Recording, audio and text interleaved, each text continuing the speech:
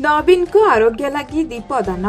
आम राज्य राजनीतिर कुशली विंधाणी तथा राज्यवासी अति प्रिय पूर्वतन मुख्यमंत्री नवीन पट्टनायक असुस्थ होई चिकित्सा निमंते मेडिकल भर्ती होती।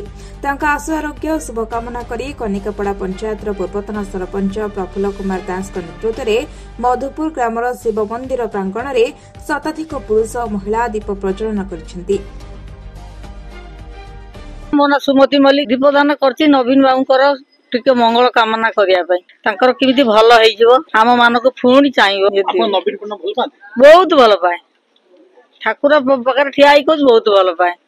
छड़ा आमर अन्य गति किछि नाही। मु प्रफुल्ल कुमार दास आम प्रिय जनमानस नेता नवीन बाबू से मुंबईर एक हॉस्पिटल रे आसंता काली तांकर चिकित्सा होउची तेणु आम मधुपुर कल्याणेश्वर मंदिर निकट रे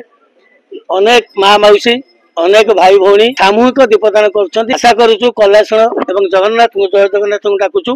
से जल्दी भल ओडिशावासी सेवा निमंते पुणी प्रत्यावर्तन सुरुखुरे कर दियो।